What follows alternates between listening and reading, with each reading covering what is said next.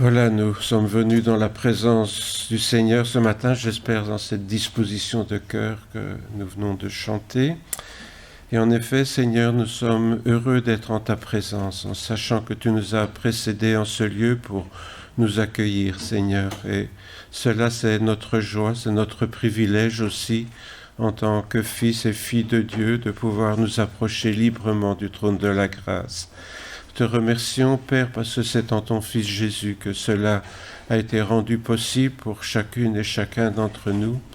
Aussi, Seigneur, nous nous réjouissons de faire partie de ta famille, des enfants de Dieu. Merci aussi, Seigneur, ce matin de bénir nos frères et sœurs qui sont souffrants, qui sont âgés ou qui ont d'autres empêchements, Seigneur, pour se joindre à nous.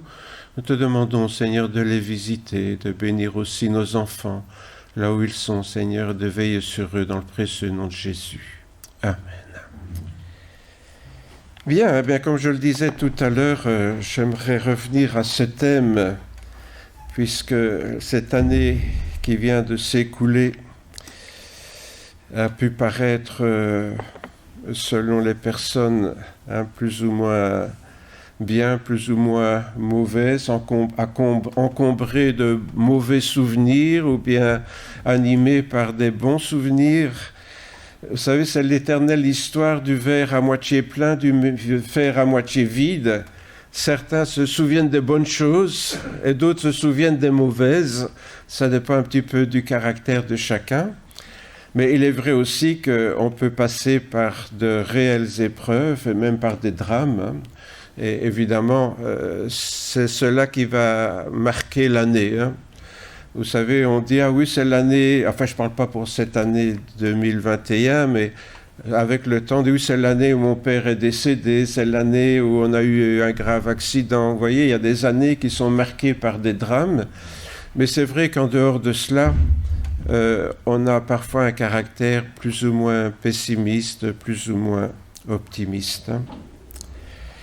Dans le psaume 65, en tout cas, le roi David célèbre les merveilles de la création, la fidélité de Dieu et comment Dieu pourvoit à nos besoins. Et c'est un psaume que l'on aime lire, bien sûr, et qui cite cette phrase, « Tu couronnes l'année de tes bienfaits ». Et en lisant ce psaume, on peut se rappeler, du moins les anciens, d'un vieux cantique contre les bienfaits de Dieu. Mets-les tous devant tes yeux, tu verras, en adorant combien le nombre en est grand. Vous connaissez ce cantique? Je vois que les vieux disent oui, les jeunes hésitent.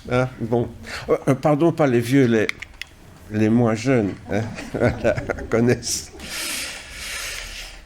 Alors dans l'Antiquité, quand on parlait des bénédictions divines, et même dans l'Ancien Testament, si vous ouvrez l'Ancien Testament, eh bien les bénédictions de Dieu, c'est quoi? C'est bénir les troupeaux, beaucoup de petits moutons, beaucoup de petits agneaux, et des bonnes récoltes.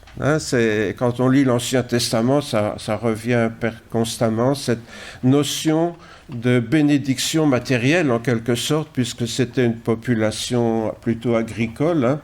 À l'époque, on ne parlait pas encore beaucoup d'industrie, encore moins de nucléaire, donc voilà, c'était une population agricole, et les bénédictions matérielles se traduisaient par de bonnes récoltes.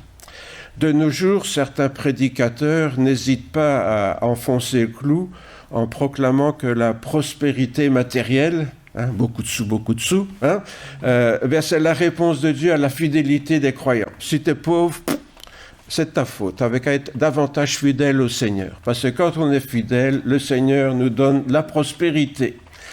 Évidemment, c'est une lecture très particulière de l'Évangile, mais voilà, c'est ce qu'on appelle l'Évangile de la prospérité, en mettant des gros guillemets quand même. Voilà. Et pour beaucoup de chrétiens, bien sûr, la bénédiction de Dieu se traduit, il faut bien le dire aussi, en termes de réussite sociale et de prospérité matérielle. Souvent, en tant que chrétien, on est davantage soucieux, par exemple, de la réussite sociale de nos enfants que de leur salut. Hein, et beaucoup de parents se tracassent davantage d'avoir des enfants qui ont des beaux diplômes et une bonne situation que de les savoir engagés avec le Seigneur. Ça veut dire finalement que même si on est chrétien, on est parfois un peu contaminé par le monde qui nous entoure. Et comme on lit la Bible, on aime bien l'Ancien Testament, hein, puisque dans l'Ancien Testament, on trouve des confirmations de cette bénédiction de Dieu dans le domaine matériel, ce qui est vrai aussi, mais qui n'est pas un droit ni automatique. Hein. Pour le psalmiste, toutefois, hein, je vous invite à relire ce psaume, on voit que les bienfaits de Dieu sont comme des perles qui viennent couronner l'année écoulée. Et on va en lire une petite partie de ce psaume. Toi qui écoutes la prière, tous les hommes viendront à toi. La réalité des fautes me dépasse. Ah, là, il n'est pas question de bénédiction matérielle, on le voit. Hein. La réalité des fautes me dépasse. Tu feras l'expiation de nos crimes. Heureux celui que tu choisis et que tu fais approcher pour qu'il demeure dans tes parvis. Nous nous rassasierons du bonheur de ta maison, de la sainteté de ton temple. Tu couronnes l'année de tes bienfaits et sur ton passage, l'abondance ruisselle. On se rend compte en lisant ce psaume que, bien qu'on soit dans l'Ancien Testament, David se préoccupe davantage de bénédictions spirituelles que le Seigneur peut lui accorder que de bénédictions matérielles. Vous me direz, il était roi, il n'avait pas beaucoup de soucis à se faire pour la fin du mois, mais quand même, on voit que David était préoccupé par cette grâce de Dieu qui vient pardonner ses péchés. Rappelons-nous qu'à notre époque, Jésus n'était pas né et il ne savait rien, David, du rachat des péchés par le Seigneur Jésus, bien sûr. Mais il avait compris que le pardon des péchés ne se trouvait qu'en Dieu. Et vous savez que très symboliquement, eh bien, c'était représenté par les animaux que l'on tuait pour, en quelque sorte, expier le péché des gens qui avaient commis des fautes. Hein. C'était tout ce système sacrificiel qui annonçait ce que Jésus ferait pour nous, hein, l'agneau de Dieu qui ôte le péché du monde, dira Jean-Baptiste. Quand on lit donc le psaume plus attentivement, on découvre que David pense surtout au pardon de ses péchés et donc à davantage de prospérité spirituelle et que c'est là qu'il voit les bienfaits dont Dieu va couronner l'année écoulée. La Bible parle beaucoup de couronnes hein, que Dieu a voulu offrir aux êtres humains. Encore doivent-ils s'en montrer dignes. Et c'est vrai que souvent on retrouve ce thème. Il y a quelques années, je ne me rappelle plus exactement en quelle année, j'avais parlé surtout dans la perspective du Nouveau Testament et donc du salut en Jésus-Christ. J'aimerais l'aborder dans une autre perspective, mais qui anticipe cela dans l'Ancien Testament.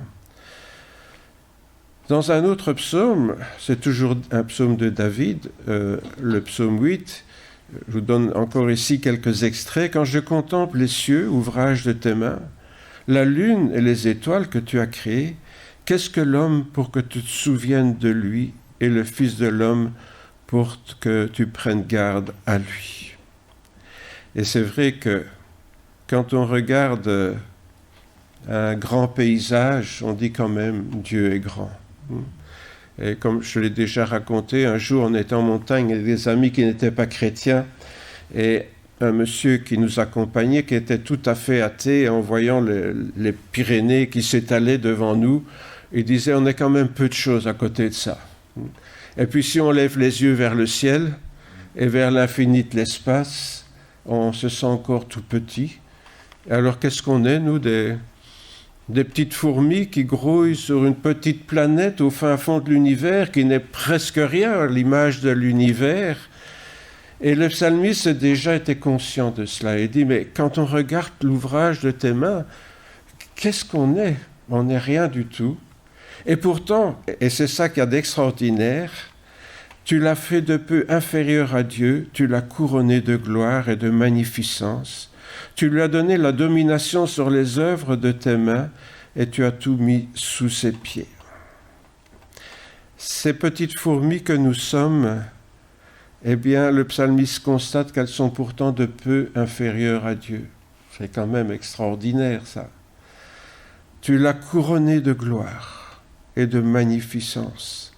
Tu lui as donné la domination sur les œuvres de tes mains. Tu as tout mis sous ses pieds. Bien sûr, c'est une référence à la Genèse, où l'homme a été chargé de gérer la création, de gérer le jardin que Dieu avait créé. Et c'est l'homme qui est chargé de gérer tout cela, l'univers végétal, les plantes, les animaux, l'univers des animaux.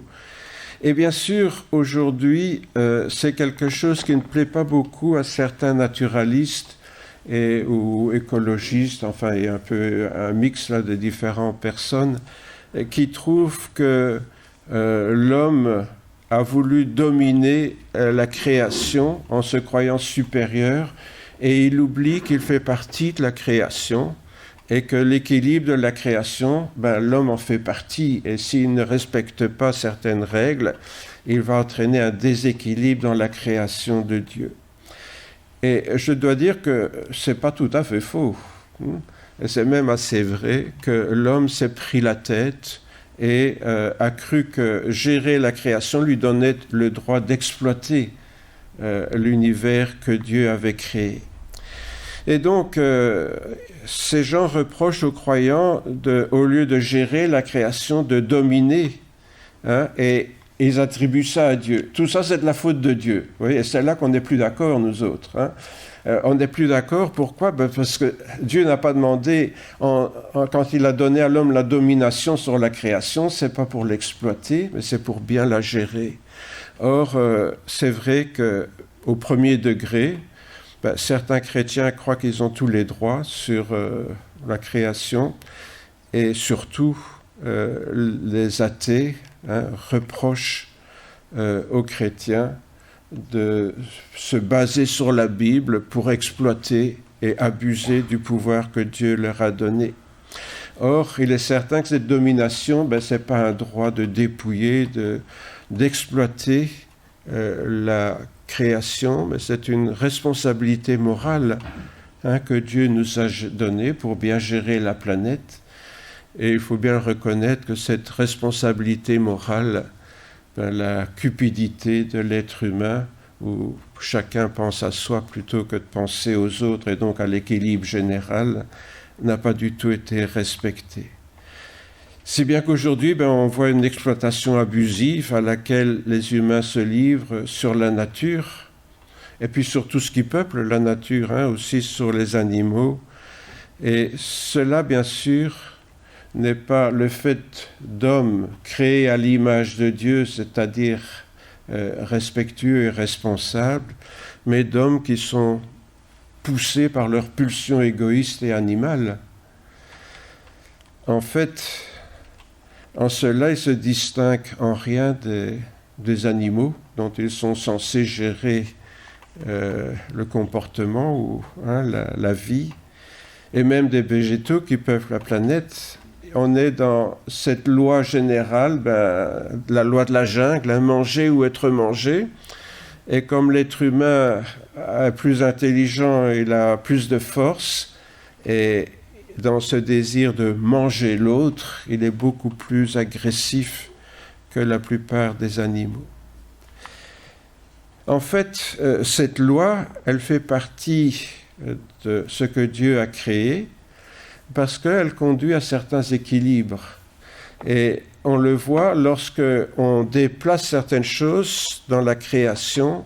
Il y a des plantes qui entrent en compétition. On songe par exemple au jacinto qu'on a importé en Europe et qui envahissent tout, qui crée des problèmes. Ça rentre dans les canalisations, etc. Enfin, ça crée des tas de problèmes. Et ça engendre des déséquilibres écologiques et aussi des dégâts. Pourquoi ? Parce que l'homme a introduit des plantes là où ce n'était pas leur milieu naturel et ça crée des déséquilibres. Alors c'est pareil avec les animaux. hein. On se rend compte que certains, on connaît ça je pense, on en parle à la télévision, à la radio, les dégâts sur les canaux, les berges des canaux, des ragondins ou des rats musqués, hein, qui font des trous, tout ça s'effondre, etc. Ou même le sympathique petit écureuil d'Amérique, la gris, il est en train de liquider nos écureuils roux. Hein. Et voilà, des déséquilibres qui sont non pas le fait de la nature, mais de l'homme qui ne prend pas conscience que la planète est arrivée à un état d'équilibre avec des écosystèmes régionaux, et puis si on bouleverse ça, ça crée des bouleversements dans ce qui était en équilibre depuis des centaines d'années. Alors certainement, c'est l'homme qui est responsable de l'importation de ces plantes, de ces animaux et des déséquilibres que cela entraîne. Mais cela aussi conforme que dans la nature, c'est la loi du plus fort. Et cette loi, elle existe dans la nature. C'est la loi du plus fort qui s'impose toujours, que ce soit celle des animaux, des plantes ou des êtres humains. Évidemment, la grande différence, c'est que l'être humain n'est pas un animal comme les autres. Normalement, il est un animal doué d'une moralité et d'une responsabilité. Et les problèmes écologiques, finalement, ne viennent pas de ce que l'être humain n'est pas assez animal, mais c'est plutôt qu'il est trop. Au lieu de se comporter en être humain, il se comporte en animal, tout simplement. Je suis le plus fort, donc j'exploite, donc je mange, donc je bouffe tout ce que je peux bouffer. Hein. Et finalement, ce que certains écologistes ou naturistes reprochent à l'être humain qu'il n'est pas assez animal, en fait, c'est plutôt qu'il est trop animal, hein, et qu'il n'est pas assez humain dans le sens où Dieu l'a voulu, c'est-à-dire un être moral et responsable de ses comportements, de ses actes. Finalement, l'être humain se comporte comme un animal, c'est-à-dire il suit ses instincts égoïstes. Hein, voilà, c'est tout ce qui me convient, voilà, je le fais. Et bien sûr, dominateur de tout ce qui l'entoure. Et si on a aujourd'hui des tas de déséquilibres, c'est pas dû parce que l'être humain est trop humain, c'est-à-dire moral et responsable, mais parce que l'être humain se comporte comme un simple animal poussé par ses pulsions et ses instincts de profit, d'égocentrisme. Et bien sûr, on arrive, bon là je vous ai mis un exemple d'un élevage de porcs, on n'a pas envie d'être ces porcs. Hein. Et puis quand on les voit, on a peut-être moins envie d'en manger aussi, mais enfin ça c'est une autre histoire. Et qu'il soit croyant ou non, donc c'est en assumant sa spécificité d'être humain, tel que Dieu l'a voulu, que l'homme contribuera à rétablir des équilibres au lieu de provoquer des déséquilibres. Hein. Autrement dit, si l'être humain était vraiment humain tel que Dieu l'a voulu, il respecterait la création que Dieu lui a demandé de gérer, en être responsable, au lieu d'y mettre le désordre pour rester poli. Reconnaissons donc la déformation de la pensée de Dieu dans la Bible par le judéo-christianisme, parce que finalement, que ce soit, comment dirais-je, d'une façon ou de l'autre, c'est la tradition judéo-chrétienne, et je dirais monothéiste de manière plus générale, qui historiquement a apporté de l'eau aux écologistes qui disent, voilà, l'être humain, à cause de la Bible, ne respecte pas la nature. Si les chrétiens, depuis toujours, s'étaient comportés en être humain, peut-être qu'on n'en serait pas là aujourd'hui. Alors revenons, si les humains sont de peu inférieurs à Dieu, c'est précisément parce qu'ils sont créés à l'image de Dieu. C'est-à-dire que le Seigneur nous a donné un esprit qui est à son image, et en principe, à cet esprit est lié un sens moral et des responsabilités. La différence entre l'homme et l'animal, c'est que l'animal, quand il fait le mal, ne sait pas qu'il fait mal. Simplement, il agit selon ses pulsions. Alors, vous savez, Bobonne, elle dit, son chat qui est grimpé sur la table, et il a été voir le morceau de viande qui est en train de décongeler, là, près de l'évier. Il sait bien qu'il fait mal. Ben non, il ne sait pas qu'il fait mal. Il suit son instinct. S'il se sauve quand Bobonne arrive, pourquoi qu'il se sauve? Parce qu'il a mauvaise conscience? Pas du tout. Parce qu'il sait qu'il va attraper un coup de pantoufle sur le derrière. C'est pour ça qu'il se sauve. Hein? Donc, un animal n'a pas un sens moral comme nous. Et pour lui, ce qu'il fait bien, c'est de manger ce qui lui semble bon, c'est tout. Hein? Bon, par contre, il n'aime pas le coup de pantoufle, hein, donc il les évite. Voilà. Mais, vous savez, il y a des êtres humains, on n'est pas loin de ça. Hein? S'il n'y avait pas le gendarme, il ferait aussi n'importe quoi. Hein? On dit que c'est la peur du gendarme qui garde un peu d'ordre dans les sociétés. Ce qui prouve encore une fois que le problème de l'être humain, c'est pas qu'il est trop humain, c'est qu'il est trop animal. Et se comporte comme un animal, alors que Dieu l'a créé de peu inférieur à lui. Mais ce que Dieu lui a donné, l'être humain n'en prend même pas conscience ou n'en use même pas. Et le psalmiste l'avait bien compris, hein, cette redoutable responsabilité, être de peu inférieur à Dieu, c'est une fameuse responsabilité, faisait des êtres humains des petits rois, régnant sur la création. Malheureusement, comme toujours, quand on a un privilège, on a plus de responsabilités. Et ça, on l'oublie souvent. On aime bien les privilèges, mais il y a toujours des responsabilités accordées à des privilèges. Si on est un peu plus que d'autres, on est aussi plus responsable que les autres. Et c'est pour ça que le psalmiste dit aussi, ou c'est dans les proverbes, hein, celui qui augmente sa science augmente sa peine, hein, parce que, bon, on ne peut pas dire qu'on ne savait pas, hein, quand on sait. Hélas, donner le moins de pouvoir à des petits esprits, ben ça leur monte facilement à la tête. Et les êtres humains se sont comportés un peu comme la grenouille, vous savez, de la fable, qui voulait se faire aussi grosse que le bœuf. Hein. Bon, je ne vous raconte pas la fable de La Fontaine, vous irez voir. Hein. Mais voilà, on n'est rien du tout. Hein. Qu'est-ce que l'homme pour que tu t'occupes, que tu t'intéresses à lui, dit le psalmiste? Pourtant, tu l'as fait de peu inférieur à Dieu. Et du coup, ça lui monte à l'esprit et il croit qu'il a tous les droits. Et il se prend pour Dieu, alors qu'il est inférieur à Dieu, mais il se prend pour des petits dieux sur la terre. Alors, David l'avait déjà compris, donc la nature de cette couronne que Dieu a donnée à l'homme. Dans le psaume 103, « Mon âme bénit l'Éternel, que tout ce qui est en moi bénisse son saint nom. Mon âme bénit l'Éternel et n'oublie aucun de ses bienfaits. C'est lui qui pardonne toutes tes iniquités, qui guérit toutes tes maladies. C'est lui qui délivre ta vie de la fosse, qui te couronne de bonté et de miséricorde. »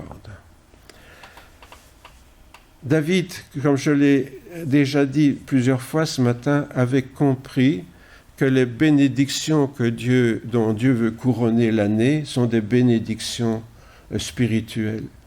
Et quand il s'encourage lui-même, parce que vous l'aurez compris, il se parle à lui-même. Il dit « Mon âme bénit l'Éternel. Hein. » Il est là « Hé, toi, réveille-toi et n'oublie pas de bénir l'Éternel. Hein. » Il se parle lui-même. « Tout ce qui est en moi, bénis son saint nom. Mon âme bénit l'Éternel et n'oublie aucun de ses bienfaits. » Il se parle à lui-même, là. Et pourquoi? C'est lui qui pardonne tes iniquités, qui guérit tes maladies. C'est lui qui a délivré ton âme de la fosse. C'est ça la grâce du salut en Jésus-Christ pour nous, hein, et qui te couronne de bonté et de miséricorde. Alors, nous voyons ici de quoi est fait notre couronne. La couronne que Dieu nous donne n'est pas la récompense de nos propres mérites. On pourrait croire que Dieu nous donne une couronne pour nous récompenser. Hein, vous savez, la couronne de la victoire. Et il y a de ça, j'en ai parlé, il faut aller voir en arrière dans mes messages, mais hein, j'avais parlé de ça quand je vous ai dit, dans le cadre du Nouveau Testament. Mais ici, on est toujours dans l'Ancien Testament, et pourtant, le psalmiste a déjà compris les principes spirituels.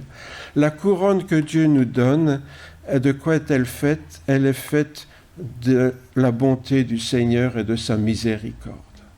De quoi peut-on se prévaloir en mettant cette couronne ou en recevant cette couronne sur la tête?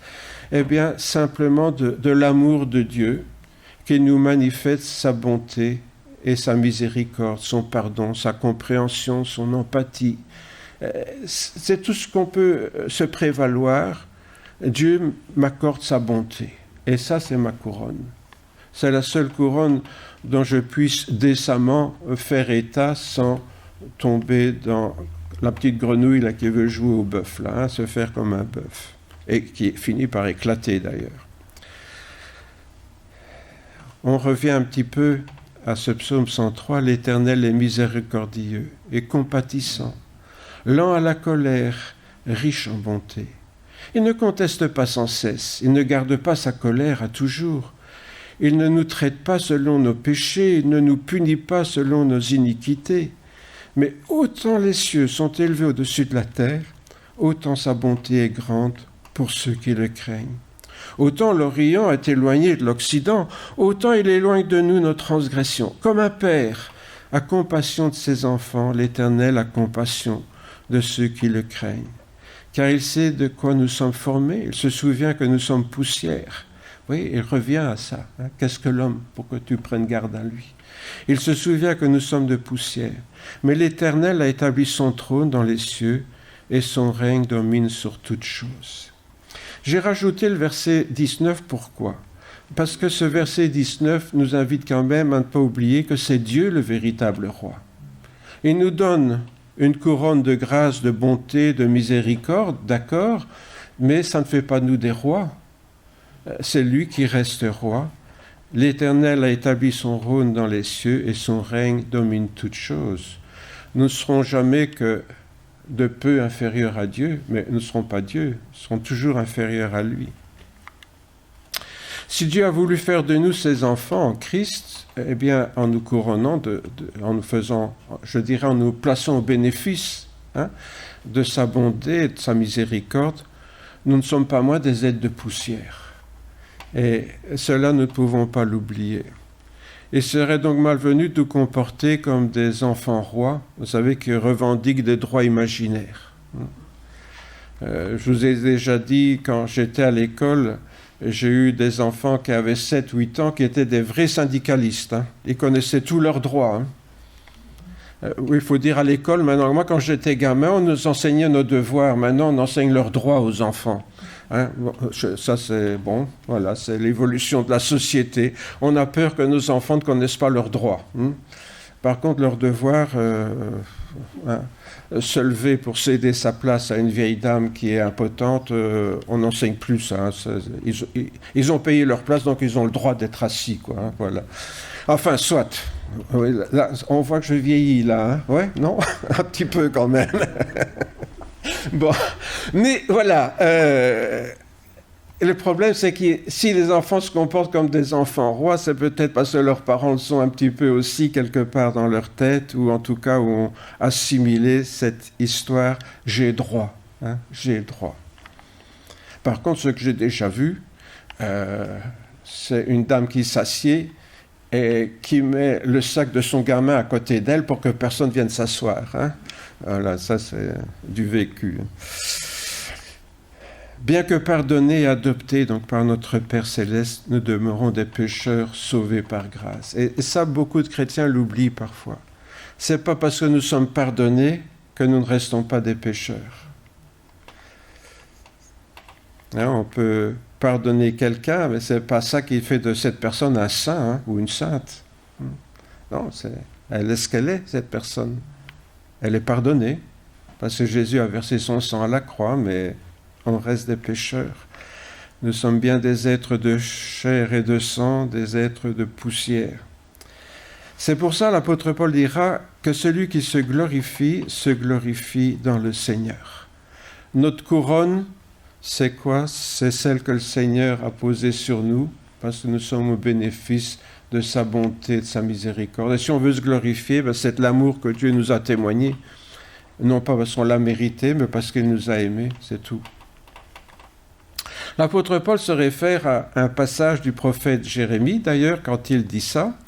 Je vous rappelle ce passage, c'est dans Jérémie 9. « Ainsi parle l'Éternel, que le sage ne se glorifie pas de son habileté. » Certaines versions disent sa sagesse, mais le mot hébreu, c'est C'est pas sagesse dans le sens de connaissance, de science ou que sais-je. C'est plutôt habile, hein, quelqu'un qui sait où est son intérêt, quoi. Que le fort ne se glorifie pas de sa puissance, que le riche ne se glorifie pas de son opulence, mais que celui qui veut se glorifie d'avoir de l'intelligence, de me connaître, de savoir que je suis l'Éternel qui exerce la bienveillance, le droit et la justice sur la terre. Hein, on retrouve notre couronne là. Car c'est à cela que je prends plaisir, dit l'Éternel. C'est donc sur ce passage que l'apôtre Paul se réfère quand il dit que celui qui se glorifie dans le Seigneur. Alors, d'une part, ici, qu'est-ce que l'on trouve? Et j'aimerais faire quelques parallèles avec vous. Vous voyez ce que j'ai mis en rouge, là, hein, l'habileté, la puissance, l'opulence. Et en dessous, la différence avec Dieu, c'est quoi? Eh bien, c'est la bienveillance, le droit, la justice. Et les deux se répondent, enfin les deux lignes, si vous voulez, se répondent. Hein. D'une part, on a les humains qui ont tendance à trouver leur gloire dans leur habileté, hein, leur puissance, leur richesse. Et c'est vrai que c'est ce que les gens font valoir. Hein. Merci les selfies, si jamais on l'avait oublié, quoi. Hein. Et puis, à quoi est-ce que Dieu prend plaisir? Ben, c'est la bienveillance, le droit et la justice. L'habileté, c'est quoi? C'est tout ce qui peut m'être utile. La bienveillance, c'est quoi? Tout ce que je peux faire pour l'autre. La puissance, c'est quoi? C'est m'imposer. Le droit, c'est quoi? C'est établir des lois pour dire ce qui est chacun a droit. Et pas vouloir m'imposer par la force. Et l'opulence, la richesse, c'est quoi? Ben, à cela, Dieu répond par sa justice. Alors, il y a une petite différence entre le droit et la justice. Le droit, c'est établir des lois. La justice, quand on va au tribunal, c'est quoi? Là, le juge n'établit pas de nouvelles lois, il fait respecter les lois. Donc, le droit, c'est établir les lois. Et la justice de Dieu, c'est faire respecter les lois qu'il a établies. Et le droit répond à la volonté de puissance, parce que normalement, les lois devraient être faites pour protéger les plus faibles, mais malheureusement, comme les lois sont faites par des riches et des puissants, elles sont faites pour protéger les riches et les puissants, en général. Hein. Bon, un petit peu les pauvres quand même, mais il faut sauver la face. Hein. Et la justice, bien sûr, est là, non pas pour rendre la justice, mais pour appliquer les lois. Et ça, beaucoup de gens sont déçus par les tribunaux parce qu'ils n'ont pas compris ça. Ils vont au tribunal en espérant que justice va leur être faite. Pas du tout. On va appliquer la loi sans état d'âme. Les tribunaux ne sont pas là pour avoir des sentiments, des émotions. Il y a la loi, on l'applique. Tant pis pour toi si elle ne te convient pas. Et si elle n'est pas juste. Hein, mais la loi, c'est la loi. Et donc, Dieu voit les choses différemment. À notre habileté va répondre sa bienveillance, à la puissance va répondre le droit, ce que chacun a droit. Et la justice de Dieu va être d'appliquer cela à l'humanité. Il n'est pas frappant donc de voir que la plupart des gens cherchent à se valoriser pour exister aux yeux des autres, alors que Dieu cherche à faire du bien aux gens qu'il a créés. Et ça, c'est absolument extraordinaire que le psalmiste, je trouve, ait découvert ça. Ce qui prouve que déjà dans l'Ancien Testament, on a des hommes et on peut comprendre pourquoi Dieu aimait le roi David, même si c'est un guerrier sanguinaire, hein, il faut bien le dire. Il lui a dit, c'est pas toi qui vas construire le temple hein, à Jérusalem, tu as trop de sang sur les mains, hein, c'est pas à toi de faire ça, ce sera ton fils qui fera ça. Mais malgré tout, Dieu aimait David parce que David avait une perception des choses spirituelles, bien sûr inspirée par l'Esprit Saint, mais qui est assez exceptionnelle à son époque. Autrement dit, nous cherchons souvent à nous servir des autres, alors que, au contraire, Dieu travaille au bien de ses créatures. Et c'est là qu'on voit que l'être humain a perverti, et c'est ça le péché, a perverti la nature que Dieu lui avait donnée. il l'a fait de peu inférieur à Dieu pour établir son règne sur la création, et l'homme a perverti ce droit que Dieu lui avait donné pour en faire un abus de pouvoir et pour en tirer un profit personnel.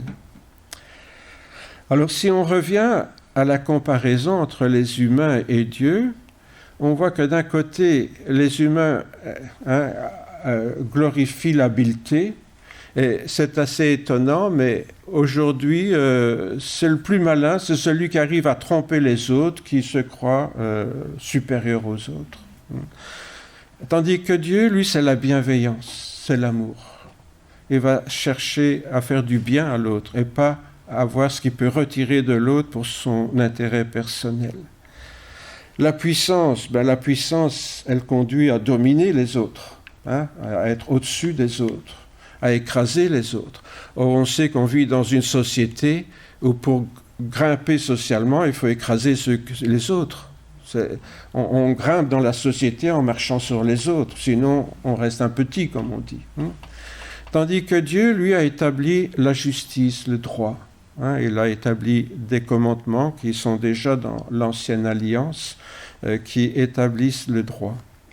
Et face à l'opulence, quand on sait que quelques pourcents de l'humanité détiennent 90% de la richesse mondiale, et que le reste, c'est l'humanité qui doit se partager les restes, c'est-à-dire très peu de choses. L'opulence, pourtant, est une manière de se glorifier. On monte sa nouvelle voiture, sa nouvelle robe, sa belle maison, etc. Alors que Dieu, lui, il veut établir la justice, ce qui est équitable. Et dans le fond, si la justice est symbolisée par une dame aveugle qui tient une balance en main, on sait que souvent la dame, elle voit très clair et que la balance, elle penche toujours du même côté. Mais Dieu, non, pour lui, c'est une justice de l'équité. Mais revenons à l'apôtre Paul, donc à sa référence à Jérémie. Considérons, frères, que parmi vous qui avez été appelés, donc c'est-à-dire nous, ce matin, il n'y a ni beaucoup de sages selon la chair, ni beaucoup de puissants, ni beaucoup de nobles, mais Dieu a choisi les choses folles du monde pour confondre les sages. Dieu a choisi les choses faibles du monde pour confondre les fortes. Dieu a choisi les choses viles du monde et celles qui sont méprisées, celles qui ne sont point, pour réduire à néant celles qui sont, afin que nulle chair ne se glorifie devant Dieu. Or, c'est par lui que vous êtes en Jésus-Christ, lequel, de par Dieu, a été fait pour nous sagesse, justice, sanctification et rédemption, afin, comme il est écrit, que celui qui se glorifie dans le Seigneur. Voilà donc la phrase que nous avons prise tout à l'heure, qui se trouve à la fin d'un développement de l'apôtre Paul, où il commence par dire « Regardez un petit peu qui se trouve parmi vous. » Et puis, regardez à quoi nous devons répondre dans le monde. Et cela à cause de Jésus-Christ. Alors, si vous voulez, je vais essayer de clarifier ça un petit peu. On va d'abord reprendre ceci. Paul nous dit que parmi nous, donc parmi les grands de ce monde, eh bien, on ne trouve pas beaucoup de ces personnes parmi les chrétiens. Pourquoi ? Parce que selon la chair, ce sont des gens sages, on l'a vu, c'est habile, puissants, donc influents, et nobles, littéralement bien nés, de bonne naissance. Voilà ce qu'on ne trouve pas parmi nous, ou pas beaucoup. Enfin, il y en a quelques-uns. Ne regardez pas votre voisin ou votre voisine. Voilà, il faut reconnaître que parmi nous, en tant que famille de Dieu, on ne trouve pas beaucoup de ce genre de personnages. Qu'est-ce qu'on trouve parmi nous, nous dit Paul, ceux que Dieu a choisis, et Dieu a fait un drôle de choix. Dieu a fait un choix qui paraît complètement dingue. Il a choisi les choses folles, c'est-à-dire insensées, littéralement. Les choses faibles, littéralement même infirmes. Oui. Les choses viles, c'est-à-dire de basse naissance, Oui, on est né dans des familles ordinaires, disons, hein, pas dans des familles de nobles, et des gens qui sont méprisés, laissés pour compte. Et c'est vrai que quand on regarde les églises évangéliques, ça ressemble parfois un petit peu à la cour des miracles, là. Hein. Vous connaissez l'histoire qui nous est racontée avec, comment il s'appelait déjà, j'ai oublié son nom, là, Pardon ? Quasimodo. Merci mon frère. Voilà, je ne retenais plus sur le nom. Quasimodo et tous ses copains là, hein, dans la cour aux miracles près de la cathédrale de Paris. Donc, c'est vrai que quand on regarde une église évangélique, on va dire moi, je n'ai pas envie d'être parmi ces gens-là. Et c'est vrai que j'ai connu des personnes qui s'étaient converties, mais qui ne voulaient pas être membres de l'Église. Et ils ne le disaient pas directement, mais comme je ne suis quand même pas complètement idiot, je comprenais bien qu'ils n'avaient pas envie d'être assimilés au reste de l'Église. Des gens pas très intelligents, infirmes, des gens ordinaires, des laissés pour compte, hein, des chômeurs, des gens qui ont du mal à trouver, à exister dans la vie. Ils étaient devenus chrétiens, mais ils n'avaient pas envie de trop se mélanger avec ceux-là, quoi. Et pourtant, ceux-là, c'est-à-dire nous, c'est ceux que Dieu a choisis. C'est extraordinaire, ça. Et pourquoi qu'il a choisi ça ? Pour contrer les autres, justement. Pour contrer les gens sages et habiles, il a choisi des gens un peu fous et insensés. Pour contrer les gens puissants et influents, il a choisi des gens faibles et infirmes. Pour contrer les gens nobles, de bonne naissance, il a choisi des gens de basse naissance et même méprisés, des laissés pour compte. Notez que là, Paul met deux catégories pour répondre à ça. Et voilà comment Dieu agit. C'est quelque chose qui n'a aucun sens. Il faut bien le reconnaître. Contrer les gens habiles avec des gens un peu insensés. Contrer les puissants par des faibles. Qu'est-ce qu'un faible peut faire face aux puissants de ce monde ? Des gens de basse naissance ou laissés pour compte face aux nobles, aux gros bourgeois, si vous voulez, on dirait plutôt ça aujourd'hui, hein, les grands de ce monde, les gros bourgeois, les gens puissants, riches. Voilà ce que Dieu a fait, mais pas tout à fait en nous laissant seuls. Pourquoi ? Pour que ses disciples puissent se glorifier dans le Seigneur de ce que Jésus a fait. En fait, il y a quand même quelque chose d'extraordinaire, c'est que Jésus, pour nous, il a été fait sagesse. Ah, on retrouve là. Hein? Mais sagesse est un autre mot en grec ici. Ce n'est pas le mot, je dirais, habile qui sait profiter des autres, mais c'est plutôt quelqu'un qui a de l'érudition, qui est instruit. Il a été fait justice, justification, hein, face à la faiblesse des puissants. Il a été fait sanctification, il a été fait saint, c'est-à-dire choisi de Dieu, hein, pour faire face aux gens nobles. Quelle grâce, hein! Il y a des gens qui sont importants parce qu'ils sont nés dans une famille, ils n'ont pas de mérite, hein. Ils ont juste le mérite d'être nés là, ils n'ont rien fait pour ça. Tandis que nous, Dieu nous a choisis quand même. Hein? C'est quand même autre chose que le hasard qui nous fait naître dans une bonne famille. Et il nous a délivrés, et nous avons été au bénéfice de la rédemption. Donc la rédemption, c'est le rachat. C'est quelqu'un qui est prisonnier et on paye une rançon pour que cette personne soit libérée. C'est ça la rédemption. C'est la délivrance de nos chaînes. Alors que ces nobles-là, peut-être bien nés, sont toujours prisonniers de leur passion.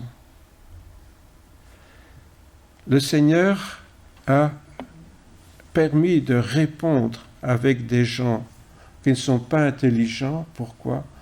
Parce que notre intelligence n'est pas la nôtre, elle est celle que le Seigneur nous donne. Notre justice n'est pas la nôtre face aux gens puissants, influents. Notre justice, elle est celle de Dieu.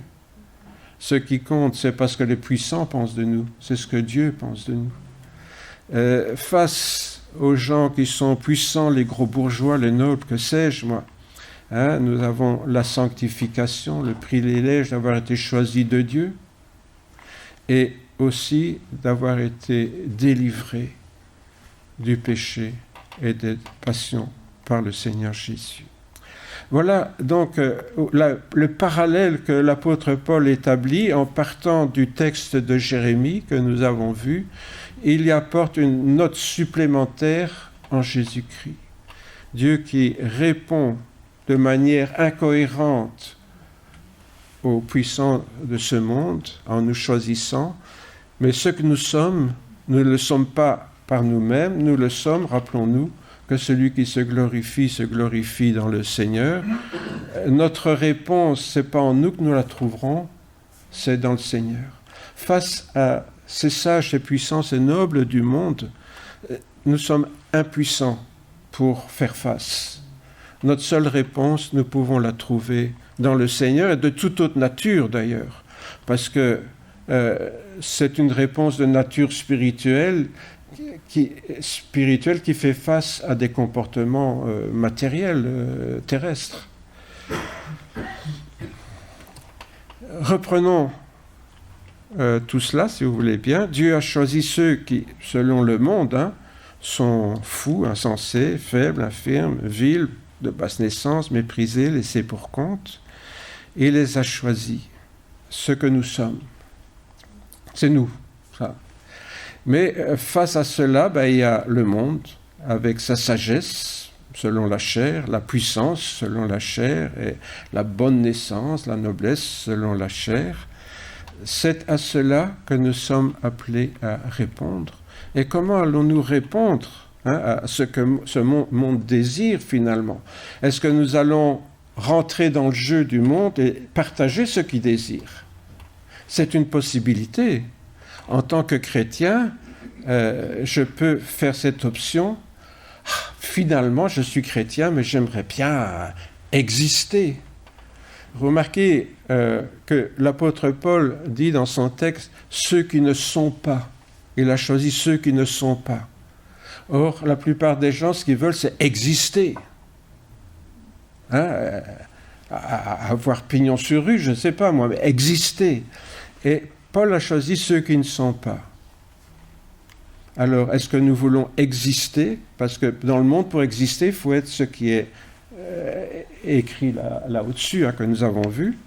Ou bien alors, pour les disciples qui veulent se glorifier en Jésus plutôt qu'en eux-mêmes, eh bien, le Seigneur a donné ce que Dieu veut pour nous en Jésus-Christ. Et je vous ai fait ce petit schéma, pourquoi? Parce que en tant que chrétiens, nous sommes en balance entre deux options. Nous avons l'option soit ce que nous sommes, ce que Dieu a choisi et qui est là dans l'Église. Est-ce que notre ambition va être au-dessus, ce que le monde désire, ce que le monde veut être, ou bien exister en Jésus-Christ comme le Seigneur nous le propose en adoptant cette couronne qui est celle de bonté, de grâce, de miséricorde que Dieu veut poser sur notre tête et que le psalmiste avait déjà compris. Et nous, les choses se sont concrétisées, bien sûr, au travers de la personne de Jésus-Christ. Mais qu'on le veuille ou non, on va être en balance entre ces deux options. Il n'y a rien à faire. Il n'y en a pas 36, quoi. C'est les deux options qui sont offertes à chacune d'entre nous en tant que chrétiens. Qu'allons-nous choisir? Ça, c'est à chacun de répondre, bien sûr. Moi, je vous expose ce que j'ai trouvé dans la parole de Dieu, mais la réponse ne m'appartient pas, elle nous appartient à chacun et à chacune. En tout cas, la couronne que Dieu nous accorde, est donc lié à l'acceptation de ce changement de paradigme, comme on dit aujourd'hui, de choix, de système, voilà, pour employer un autre mot. Quel système allons-nous adopter? Le système matérialiste d'un monde où la réussite sociale est importante, ou bien le système de Jésus, qui est un système spirituel avec d'autres valeurs indifférentes aux valeurs de ce monde, même si ça peut coexister, mais que ce n'est pas un objectif dans la vie. Puisque le monde, dira Paul avec sa sagesse, n'a point connu Dieu dans la sagesse de Dieu, il a plu à Dieu de sauver les croyants par la folie de la prédication. Car la sagesse de ce monde est une folie devant Dieu. Aussi est-il écrit, il prend les sages dans leur ruse. En fait, l'apôtre Paul explique bien ici que nous avons le choix entre la sagesse selon le monde, en gros, disons, la réussite sociale, ou la sagesse selon Dieu, qui est folie, bien sûr, pour le monde, de se dire, ça c'est peut-être important, mais c'est secondaire pour moi, ma priorité, c'est la réussite spirituelle, ressembler à Jésus, en ayant dans le cœur les sentiments qui étaient en Jésus-Christ et qui vont me faire passer pour une andouille, bien sûr, parce que répondre à la violence par l'amour, automatiquement, ça nous fait passer pour des andouilles. Mais c'est un choix. Plaire à Dieu et à Jésus ou plaire au monde et être approuvé de lui. Cela nous implique évidemment, si nous choisissons bien sûr de plaire à Jésus, de penser autrement. C'est notre système de pensée qui est affecté par ça. On choisit un système ou un autre. Et Ésaïe déjà disait, autant les cieux sont élevés au-dessus de la terre, on l'a vu tout à l'heure, autant mes voix sont élevées au-dessus de vos voix et mes pensées au-dessus de vos pensées. Le prophète Ésaïe le montre bien. On a des systèmes de pensée qui sont soit terrestres, soit célestes. Mais ça ne peut pas être un idéal où on mélange les deux. Toujours dans l'Ancien Testament, Dieu va reprocher à son peuple de clocher d'un pied sur l'autre. Une fois avec le pied gauche, une fois avec le pied droit. Vous voyez, une fois selon les principes du monde, une fois selon les principes de Dieu. Et ça, c'est ce qui est dénoncé comme une forme d'adultère dans la parole de Dieu, dans la Bible, aussi bien dans l'Ancien que dans le Nouveau Testament. D'ailleurs, on parle d'adultère spirituel. Et c'est quoi l'adultère spirituel? C'est celui qui a sa femme et puis qui a une maîtresse sur le côté, ou le contraire, celui qui a son mari et un amant sur le côté. Mais c'est de ne pas avoir fait son choix, quoi. Est-ce que j'aime et je choisis ma femme ou mon mari, ou bien est-ce que ça c'est pour la façade et que j'aime et que j'ai choisi mon amant ou ma maîtresse? Dans leur quête du bonheur, donc la plupart des gens qui se disent croyants se contentent souvent de plaisirs éphémères offerts par le monde, et cela peut devenir une addiction. Elle sera foulée aux pieds, la couronne superbe des ivrognes d'Éphraïm, dit Ésaïe, et la fleur fanée qui fait l'éclat de sa parure. Et ils n'avaient pas encore de selfies à l'époque, donc on parle de la parure, là. Elle sera foulée aux pieds, la couronne des superbes et des ivrognes. On parle de la couronne ici, de personnes qui n'ont pas pris conscience de la valeur de la couronne que Dieu avait posée sur leur tête. Pourquoi? Parce que finalement, ce qu'ils recherchent, c'est les plaisirs du monde, en croyant et en confondant ces plaisirs avec le bonheur.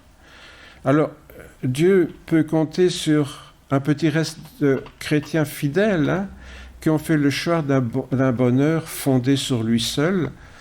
En ce jour, c'est toujours Ésaïe qui dit dans le même chapitre un peu plus loin, en ce jour l'Éternel des armées célestes, parce que parfois on se trompe, on parle des anges ici. En ce jour l'Éternel des armées sera une couronne éclatante et une parure magnifique pour le reste fidèle de son peuple. Soit on fonctionne, vous voyez, selon le monde et ses plaisirs éphémères. Pourquoi? Parce que après un plaisir, on n'est pas comblé.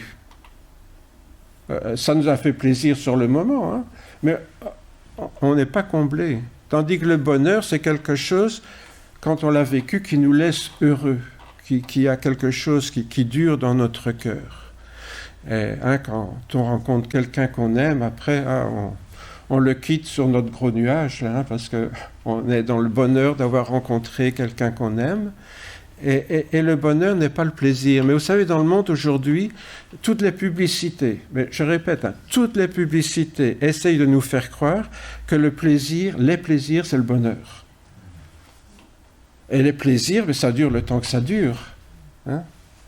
Je me souviens, quand un de nos petits-fils était petit, là, ça m'avait frappé. On jouait, puis on a dit, bon, allez, on va aller voir un film au cinéma, c'était un dessin animé, je ne sais plus ce que c'était. Hein? Et on sort de là, et il nous dit, qu'est-ce qu'on fait maintenant? Bon, il a eu du plaisir pendant le temps du film, et maintenant il fallait un autre. Vous voyez? Et puis encore un autre, et puis un autre. Mais il n'y a pas que les enfants qui sont comme ça, les adultes aussi. On croit que, hein, on prend un bon verre avec des amis, et puis après, qu'est-ce qui reste, hein? Bon, si c'est modéré et qu'on a vécu des moments d'amitié, on va quitter nos amis avec un bon souvenir. Ça m'a fait du bien de parler avec lui. Hein, j'ai pu lui apporter quelque chose, il m'a apporté quelque chose. Et là, ça peut être un moment de bonheur de prendre un verre ensemble. Mais si c'est boire pour oublier, oui, ça dure l'effet de l'alcool, quoi. Je prends cet exemple-là, mais on pourrait prendre beaucoup d'exemples. Je viens de parler du film qu'allait voir mon petit-fils, là, ou d'autres choses. Les plaisirs nous laissent vides, insatisfaits. Or, ça, c'est ce que le monde veut nous vendre, et quand je dis nous vendre, c'est contre-monnaie bien réelle. Hein? On veut nous vendre du plaisir, et nous achetons du plaisir. Le bonheur est gratuit. Le bonheur est gratuit. Encore faut-il savoir où aller le chercher. Et ici, si j'ai pris l'exemple de l'alcoolique, c'est parce que c'est l'exemple que j'ai trouvé dans la Bible. Hein, c'est pas pour viser telle ou telle personne. Mais ici, donc, on compare le plaisir éphémère au bonheur durable qu'apporte cette couronne que le Seigneur veut placer sur la tête de ses fidèles. Et déjà à l'époque, Ésaïe disait « le reste fidèle ». Pourquoi? Parce que l'ensemble du peuple cherchait le plaisir. Il n'y a qu'un petit reste qui cherchait le bonheur. Et je crois aujourd'hui, dans l'Église de Jésus-Christ, c'est pareil, vous savez, rien n'a changé. Dans le peuple de Dieu, la majorité des croyants cherchent le plaisir. Même dans l'Église et même dans les cultes. Ils veulent des cultes spectacles parce qu'ils veulent un plaisir en assistant au culte. Ouais, avec moi, c'est raté, je sais, mais enfin, bon. Donc, mais ce que le reste fidèle voulait, c'était quelque chose de plus profond, de durable. Alors je dis, puissions-nous être de ce nombre, hein, du reste fidèle. Certes, il peut arriver que notre couronne soit ternie par nos fautes. On l'a vu tout à l'heure.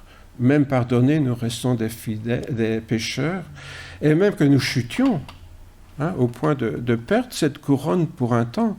C'est pas perdre son salut, hein, mais c'est perdre la grâce et la bonté de Dieu, parce qu'on est devenu sourd à l'Esprit de Dieu, si bien que la couronne de notre tête est tombée, dit le prophète Jérémie. Malheur à nous parce que nous avons péché. C'est pas Dieu qui s'écarte de nous, ni sa bonté qui se retire de nous, c'est nous qui jetons sa couronne par terre, peut-être pour un temps. Mais heureusement, même si elle traîne dans la boue, Dieu sait la récupérer, la nettoyer et nous la remettre sur la tête. Mais pourquoi? Parce que Dieu ne veut pas notre perte. C'est jamais notre perte que Dieu veut, bien au contraire. On revient encore dans le prophète Ésaïe. Ainsi les rachetés de l'Éternel retourneront, et une joie éternelle couronnera leur tête. L'allégresse et la joie s'approcheront, la douleur et les gémissements s'enfuiront. Tu seras une couronne éclatante dans la main de l'Éternel. Ah, il l'a récupérée, puis il l'a bien frottée sur sa manche pour la faire reluire là, avant de la mettre sur la tête. On te nommera plus délaissé, car l'Éternel met son plaisir en toi. Comme un jeune homme s'unit à une vierge et comme la fiancée fait la joie de son fiancé, ainsi tu feras la joie de ton Dieu. Ici, on voit une joie qui est celle du vrai bonheur, de la communion avec le Seigneur. Et c'est le Seigneur qui vient nous rechercher. C'est le Seigneur qui vient nous récupérer, qui récupère notre couronne pour nous la remettre sur la tête. Et c'est ça qu'il y a d'extraordinaire. Même quand elle est tombée dans la boue, le Seigneur veut nous la redonner et afin que nous connaissions tout à nouveau le bonheur et la joie avec nous. Mais, vous savez, tout a un prix dans ce monde. Et si cette couronne que Dieu nous a donnée est tombée dans la boue et que nos péchés sont effacés, que la boue est enlevée de cette couronne, il y a un prix à cela. Et cela, c'est Jésus qui l'a payé en portant une autre couronne, bien différente, qui est la couronne d'épines. Et cela, on ne peut jamais l'oublier. Le pardon de Dieu, il a un prix. Et nous allons nous en souvenir tout à l'heure en partageant la scène ensemble. Mais le pardon de Dieu, il a un prix. C'est la couronne d'épines que Jésus un jour a assumée. Ils tressèrent une couronne d'épines qu'ils posèrent sur sa tête et lui mirent un roseau dans la main droite, puis s'agenouillant devant lui, il le raillait en disant « Salut, roi des Juifs !» Sachant le prix de notre couronne, il nous appartient de ne rien faire, bien sûr, pour la perdre. Et je viens bientôt, nous dit l'Apocalypse, retiens ce que tu as afin que personne ne prenne ta couronne. C'est donc cette exhortation que nous voulons garder au début de cette année. Le Seigneur nous donne une couronne de bonté, de miséricorde. Ce n'est pas notre bonté ou notre miséricorde, ce n'est pas nos mérites, ce sont les siens. Et si nous pouvons la porter avec fierté, ce n'est pas notre fierté, mais c'est celle du Seigneur Jésus, que celui qui se glorifie dans le Seigneur. Alors, nous dit l'apôtre Pierre, lorsque le souverain pasteur paraîtra, nous obtiendrons la couronne incorruptible de la gloire. Et c'est cette couronne éternelle et incorruptible, bien sûr, à laquelle nous aspirons lors du retour du Seigneur. Lorsque le souverain pasteur paraîtra, le pasteur qui est au-dessus de tous les pasteurs, en fait, c'est le seul vrai pasteur. Je dis toujours, les pasteurs terrestres ne sont jamais que les chiens du berger. Le pasteur, le berger, c'est Jésus. Lorsque le souverain pasteur paraîtra, nous obtiendrons la couronne incorruptible de la gloire. Je vous invite à prier. Oui, Seigneur, nous te remercions parce que tu nous rappelles ce matin ce que déjà des croyants avaient compris dans l'ancienne alliance, c'est que la couronne que tu nous offres, Seigneur, celles sont tes mérites, Seigneur, à toi et non les nôtres, que c'est celle, Seigneur, de ton pardon, de ta miséricorde, de ta bonté, de ton amour. Et si nous pouvons la porter avec fierté, c'est tout simplement, Seigneur, parce que tu nous l'as donnée, non parce que nous l'avions mérité, mais parce que, Seigneur, tu nous as aimés. Et ce matin, Seigneur, te demandons de faire les bons choix dans la vie, de ne pas laisser cette couronne tomber dans la boue, dans notre chasse au plaisir éphémère, mais au contraire, Seigneur, qu'elle nous encourage à rechercher le vrai bonheur, un bonheur durable, un bonheur qui nous conduira jusque dans l'éternité, où tu nous accorderas la couronne de gloire éternelle. Merci, Seigneur, pour ton amour manifesté en Jésus, notre Seigneur. Merci parce qu'un jour, il a accepté de porter la couronne d'épines pour que nous soyons couronnés de ta grâce, de ton pardon et de ta miséricorde. Amen. Seigneur, nous voulons te remercier pour la joie que tu nous donnes, pour le bonheur que nous avons d'être tes fils, tes filles, de pouvoir nous réunir ensemble pour glorifier ton saint nom. Et Seigneur, cette joie, ce bonheur, te demandons de le garder dans nos cœurs, même si en sortant, Seigneur, nous retrouvons nos problèmes quotidiens. Seigneur, nous savons qu'eux aussi, il faut les affronter, mais Seigneur, nous pouvons les affronter avec cette joie que tu mets en nous. Et Seigneur, te demandons de nous garder, Seigneur, dans cet état d'esprit, en contemplant, Seigneur, la couronne de bonté et de miséricorde que tu as posée sur notre tête en Jésus-Christ. Seigneur, accompagne-nous tout au long des jours qui viennent. Merci, Seigneur, de nous accompagner. Veillez que le Seigneur nous bénisse chacun et chacune, que sa grâce repose sur chacun et chacune de nos vies, ainsi que sur nos proches et nos bien-aimés. Dans le nom de Jésus. Amen. Amen. Eh bien, un bon dimanche et une bonne semaine à chacune et chacun.